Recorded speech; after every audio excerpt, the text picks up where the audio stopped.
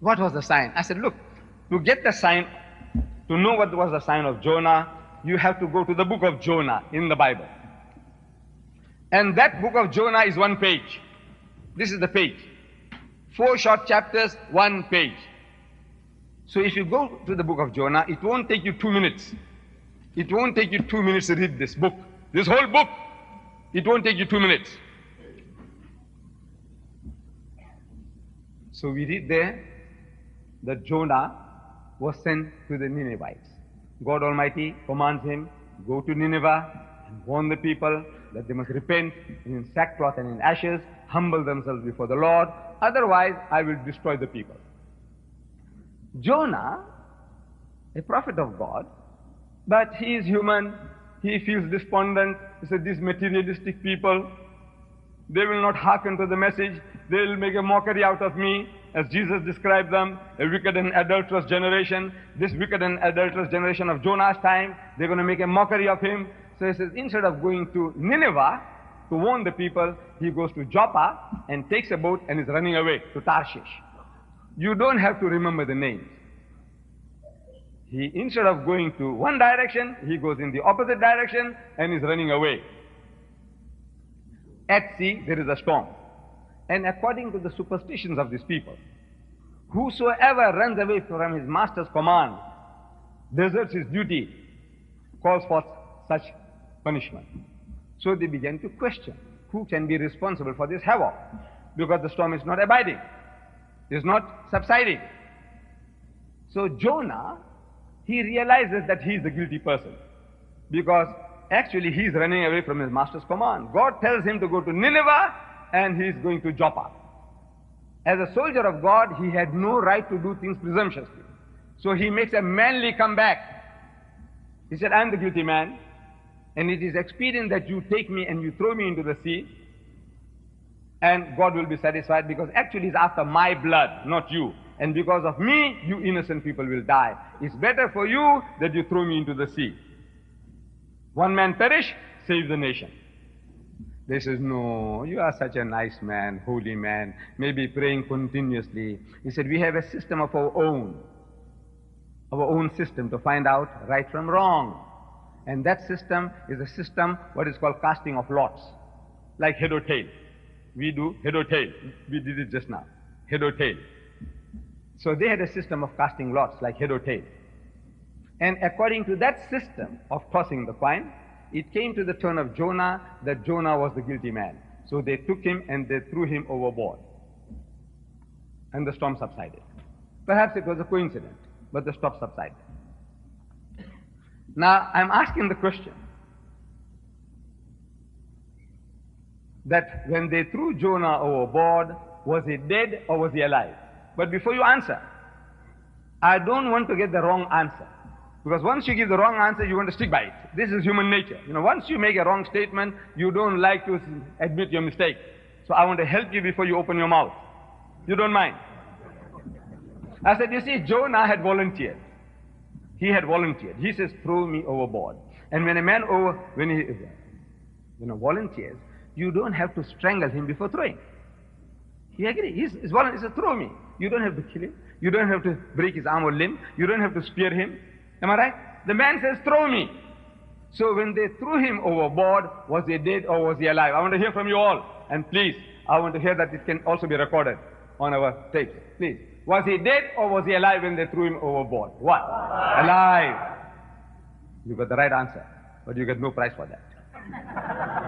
It was too simple. As you see, it's very simple. The Jews say he was alive. The Christians say he was alive. The Muslims say he was alive. No prize. The storm subsides and a fish comes and gobbles him up. Dead or alive? Right. From the fish's belly, he prays to God for help according to the book of Jonah. I'm asking, do dead men pray? Dead people, do they pray? No.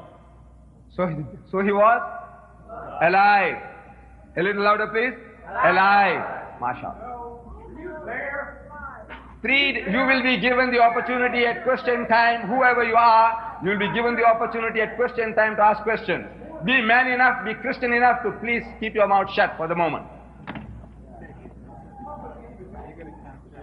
3 days and 3 nights. The fish takes him round the ocean. Dead or alive? Alive. Don't be afraid. Don't get terrified.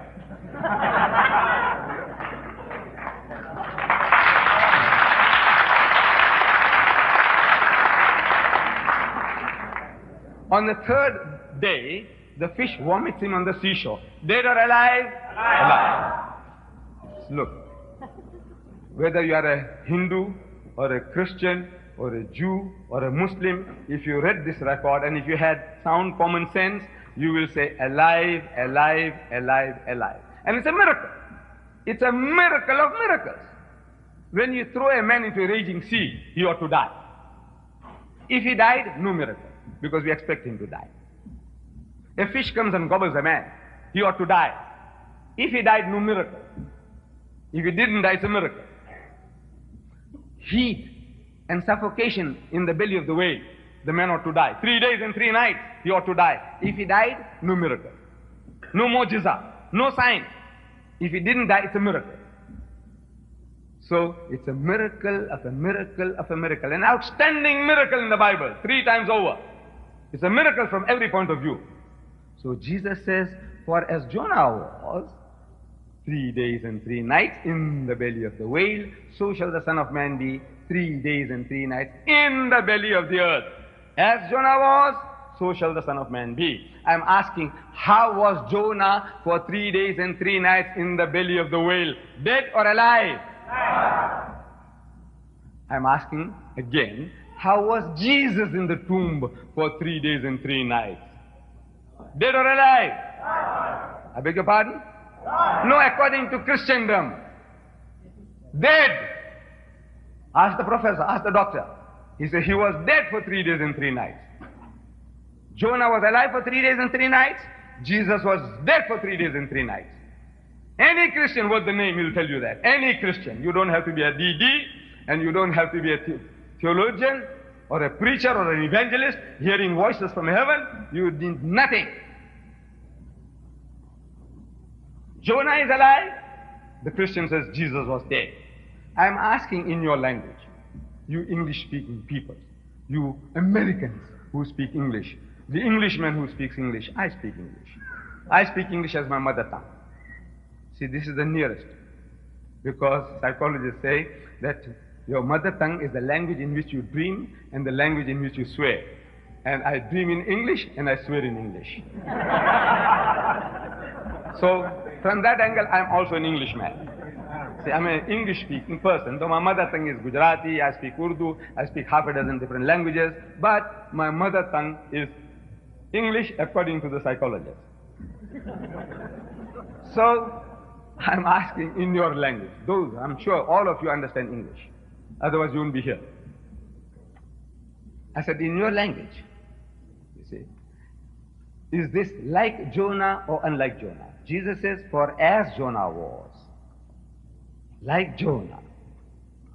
Jonah is alive, Jesus is dead. Is that in your language like Jonah or unlike Jonah? In your language? Unlike. So I'm asking now, is Jesus speaking the truth or you speaking the truth? Is Jesus a liar or you are a liar? Either. Look, you both can't be right. He says, I'll be like Jonah, and you telling me he's not like Jonah. So he failed, or he lied, or you are lying. You have to admit that you have misunderstood the whole thing. You're reading this in your own language, simple, basic English. King's English or Queen's English. This language I'm talking. For as Jonah was, so shall the Son of Man be. Like Jonah, not unlike Jonah. The very learned person, he says, no, Mr. Deedat. You see, Jesus is here emphasizing the time factor. I said, there is nothing miraculous about a time factor. Whether man is, dead, unconscious, or gone into hibernation for 3 minutes, 3 days, 3 hours, 3 years, that is not a miracle. The miracle is that you expect a man to die and he doesn't die. That's a miracle. But drowning man clutches at straws. You see, he says, no, Mr. Deedat. You see, it is the time factor that Jesus was emphasizing. Can't you see? He said, for as Jonah was 3 days and 3 nights, so shall the Son of Man be 3 days and 3 nights. He repeats the word 3, 4 times, so it's the time factor that he was emphasizing, not whether dead or alive. So I'm asking, look, did he fulfill that? The time factor. Did he fulfill that? He said, yes. I said, look, you're going to make another slip just now. You're going to fall again. You have made one faux pas, you have made one mistake, you have accused Jesus of lying. He said, I'll be like Jonah. You say he was unlike Jonah. He didn't fulfill it, and you're going to make a second mistake just now. But no. Drowning man clutches at straws. And you'll find drowning women will do the same. So I said, now, look, when was he crucified? When was Jesus crucified? And Christendom as a whole, they give you the answer, Good Friday. Have you heard Good Friday? Do you have Good Friday in your country here? We have it in South Africa. They call it in Afrikaans, Goeie Vrydag. See, Good Friday. In South Africa, we celebrate Good Friday.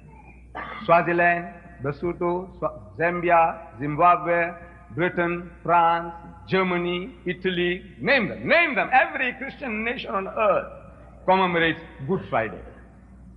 What makes Good Friday good? They say Christ died for our sins. Is that what makes it good? I said, yes. So it was on a Good Friday. I said, yes. Okay. When was he crucified, morning or afternoon? When? Well, some say morning, some say afternoon. I say, I won't argue. Whatever you say, I accept. How long was he on the cross? Some say 3 hours, some say 6 hours. I say, I won't argue with you. I won't argue. You say 3, I accept. If you say 6, I accept. I said, you know, the Jews were in a hurry to put him up on the cross. That's the reading of the scriptures. Why were they in a hurry?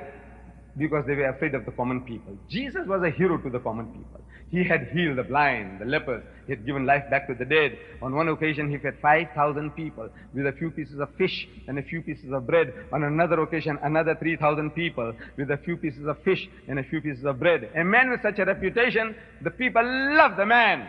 And if his life was endangered, there might be a revolt, a riot. So, quickly, apprehend the man and get rid of him. So they grabbed him and they take him, had a midnight trial, which doesn't happen in Jewry. Midnight trial. Early in the morning, they take him to Pilate. And as if Pilate had nothing else to do, he was waiting. He receives them, and Pilate says, look, this is not my kettle of fish. Take him to Herod. They take him to Herod. Herod had nothing to do. He was also waiting. Nothing to do, these royal people. Nothing to do. They're just waiting. And he said, look, he says, take him back to Pilate. They take him back to Pilate. Pilate is still waiting. All these things happen at the double. Only these things happen in films. This is here emphasizing the time factor. I said there is nothing miraculous about a time factor. Whether man is, dead, unconscious, or gone into hibernation for 3 minutes, 3 days, 3 hours, 3 years, that is not a miracle. The miracle is that you expect a man to die and he doesn't die. That's a miracle. But drowning man clutches at straws. You see, he says, no, Mr. Deedat. You see, it is the time factor that Jesus was emphasizing. Can't you see? He said, for as Jonah was 3 days and 3 nights, so shall the Son of Man be 3 days and 3 nights. He repeats the word 3, 4 times, so it's the time factor that he was emphasizing, not whether dead or alive. So I'm asking, look, did he fulfill that? The time factor. Did he fulfill that? He said, yes. I said, look, you're going to make another slip just now. You're going to fall again. You have made one faux pas, you have made one mistake, you have accused Jesus of lying. He said, I'll be like Jonah. You say he was unlike Jonah. He didn't fulfill it, and you're going to make a second mistake just now. But no. Drowning man clutches at straws. And you'll find drowning women will do the same. So I said, now, look, when was he crucified? When was Jesus crucified? And Christendom as a whole, they give you the answer, Good Friday. Have you heard Good Friday? Do you have Good Friday in your country here? We have it in South Africa. They call it in Afrikaans, Goeie Vrydag. See, Good Friday. In South Africa, we celebrate Good Friday. Swaziland, Lesotho, Zambia, Zimbabwe, Britain, France, Germany, Italy, name them. Every Christian nation on earth commemorates Good Friday. What makes Good Friday good? They say Christ died for our sins. Is that what makes it good? I said, yes. So it was on a Good Friday. I said, yes. Okay? When was he crucified, morning or afternoon? When? Well, some say morning, some say afternoon. I say, I won't argue. Whatever you say, I accept. How long was he on the cross? Some say 3 hours, some say 6 hours. I say, I won't argue with you. I won't argue. You say 3, I accept. If you say 6, I accept. I said, you know, the Jews were in a hurry to put him up on the cross. That's the reading of the scriptures. Why were they in a hurry? Because they were afraid of the common people. Jesus was a hero to the common people. He had healed the blind, the lepers. He had given life back to the dead. On one occasion, he fed 5,000 people with a few pieces of fish and a few pieces of bread. On another occasion, another 3,000 people with a few pieces of fish and a few pieces of bread. A man with such a reputation, the people loved the man. And if his life was endangered, there might be a revolt, a riot. So, quickly, apprehend the man and get rid of him. So they grabbed him and they take him, had a midnight trial, which doesn't happen in Jewry. Midnight trial. Early in the morning, they take him to Pilate. And as if Pilate had nothing else to do, he was waiting. He receives them, and Pilate says, look, this is not my kettle of fish. Take him to Herod. They take him to Herod. Herod had nothing to do. He was also waiting. Nothing to do, these royal people. Nothing to do. They're just waiting. And he said, look, he says, take him back to Pilate. They take him back to Pilate. Pilate is still waiting. All these things happen at the double. Only these things happen in films. In your Hollywood. In real life it doesn't happen, but whatever you tell me, I said I accept. No argument. So, finally, they get him on the cross. We are told about 3 o'clock in the afternoon. And he's there for about 3 hours, according to the Christians. As much as the Jews were in a hurry to put him up, queer people, they were also in a hurry to bring him down. You know why? Amazing. They were in a hurry to put him up, now they're in a hurry to bring him down from the cross. You know why? Because of the Sabbath, Yom Sabbath.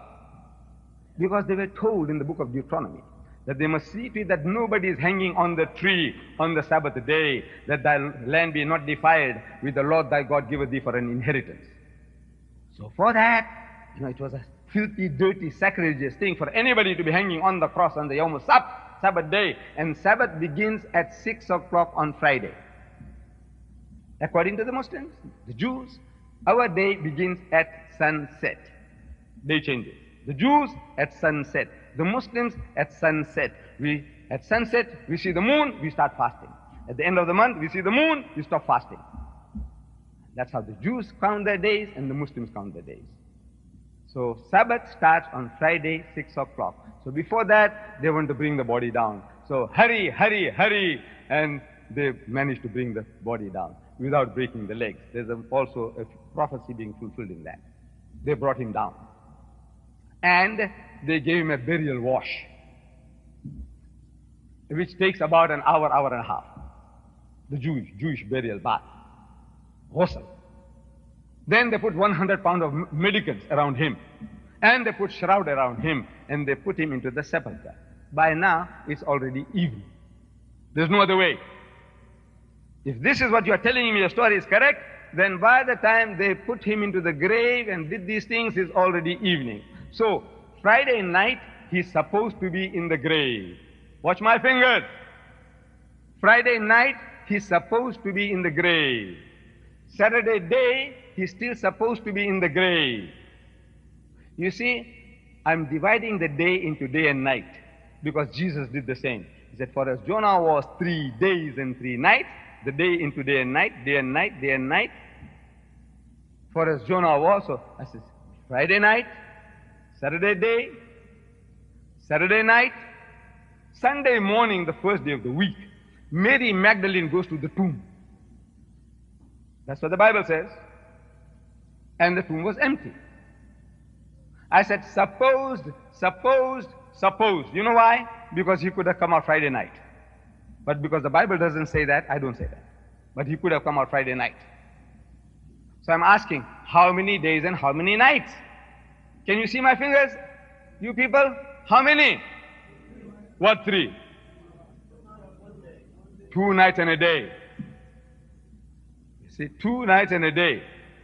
I'm asking, is it the same as what Jesus said? For as Jonah was 3 days and 3 nights, so shall the Son of Man be 3 days and 3 nights. I'm asking, look at this. Is it the same? Is it the same? No. Unless you are blind. Look at this. So he failed again. There is no mathematician on earth, even your Einstein, he can't help you here. Yes, you have to follow Herbert Armstrong. You have to listen to Herbert Armstrong. Is this how you Americans behave in a religious meeting? I said, you have to go and follow Herbert Armstrong. He's dead now, but his hierarchy continues. The Plain Truth, the magazine. They're publishing 8,080,000 a month free distribution. Go and get it. And they will tell you that Jesus Christ was not crucified on a Good Friday. They say it was a Good Wednesday. Do you know that? It's a new trend. And 8 million a month they're pushing out. 8 million is going to brainwash the whole of Christendom. Sooner or later you'll find everybody is talking about a Good Wednesday, a Good Wednesday, a Good Wednesday. And I'm telling my people in South Africa, I said, look, if our government, if they ever change Good Friday to Good Wednesday, we are going to protest. We will march on Parliament House. You know why? Because Good Friday is a good day for the Muslims too. You know why? Because our people who are workers, factories all over, we are able to go to the mosque on Fridays, gather together. And we have the biggest gatherings on Good Friday in our masjids. And we have 3 days holiday. Friday, Saturday, Sunday. Once it's Good Wednesday, you'll have only 1 day holiday. So I said, we will march on to Parliament House. And I said, you, my brothers and sisters, are you prepared? Will you be prepared to follow me? And 100% we will follow you. March on to Parliament House. We'll never allow Good Wednesday to come about because it won't suit us. But the Christians, you are in a conflict. The mighty messenger of God, according to you, he fails a second time in fulfilling one prophecy. I said, look, this man. You say he came to die for the sins of the world. Look at it. At that eventful, that on the verge of that Good Friday, on the Thursday, he takes his disciples to that upper room. And they're having the supper. And at the supper table, he's telling them, he says, you remember, when I sent you out on your mission of preaching and healing, I told you that you must carry nothing with you. No spare purse, no shoes, no staff, no stick. Did you lack anything? This is, no, we lack nothing. He says, but now I tell you, those of you who have no swords must sell your garments and buy them. Swords, you know, to chop off people's heads. Swords. He's telling them to buy swords. So one of them said, Master, we have 2 already. So he says, it is enough. Why should 2 swords be enough? What are you going to do with swords? Paring apples? Bananas? What do you do with swords? Chop off people's heads. And he's telling you in the Gospel of St. Luke, chapter 19, verse 27, he said, for those my enemies who would not that I should reign over them, I will become the ruler, the king. He says, bring them hither and slay them before me. With what? With your fingers? What do you slay them with? Bring them hither and slay them before me. Cut their throats. If those of you who are not prepared to accept me as your king, bring them and kill them. So now he's telling them, arm themselves, and they arm themselves to the limit. And he takes them to the Garden of Gethsemane. I said, what for? To pray? I said, couldn't he have prayed in that upper room? Couldn't he have gone to the temple of Jerusalem, a stone's throw from where he was? Couldn't he have done that? Why Gethsemane? I said, look, there is a strategy involved. When he takes his disciples to Gethsemane, in the middle of the night, not for prayer, he puts 8 men at the gate. He says, tarry here and watch with me. And he takes with him Peter and the 2 sons of Zebedee, those fighting Irishmen of the time. Peter the rock and the sons of Zebedee, they're called sons of thunder. This is the title given to them. Fighting Irishmen of their time among the Jews. He takes them further into the garden, and he makes an inner line of defense. And he says, sit ye here and watch with me. Watch what? Means keep guard. And he went a little further and fell on his face and prayed to God. He said, oh my Father, if it be possible, let this cup pass away from me, meaning to remove the difficulty from me, but not as I will, but as thou wilt. I want you, oh my Lord, I want you to save me. But in the end I put myself at your disposal. And being in an agony, he prayed more earnestly, and his sweat was as if it were great drops of blood falling down to the ground. What a choice. God Almighty has made a choice. There was a contract between father and son before the world began, says the Christian.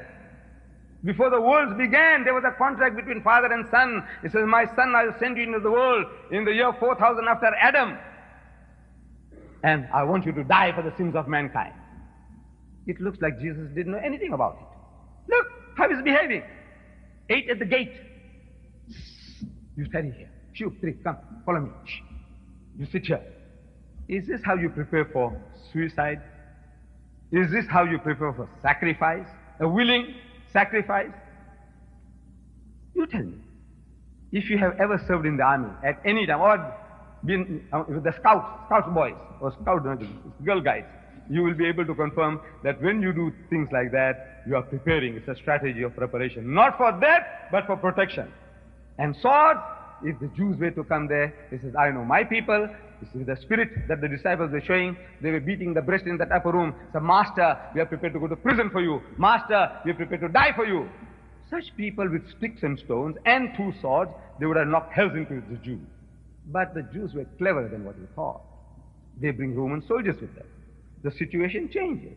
Against trained men, what can you do? They'll be cut to pieces, your disciples.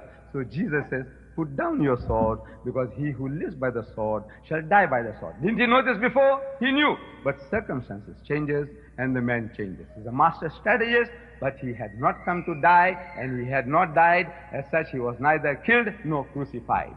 You see, all his actions, post-crucifixion action, supposed to be crucified. After every action, every move that he makes, the way he behaves, is that of a man who has escaped death by the skin of his teeth, not the one who has been resurrected. Thank you.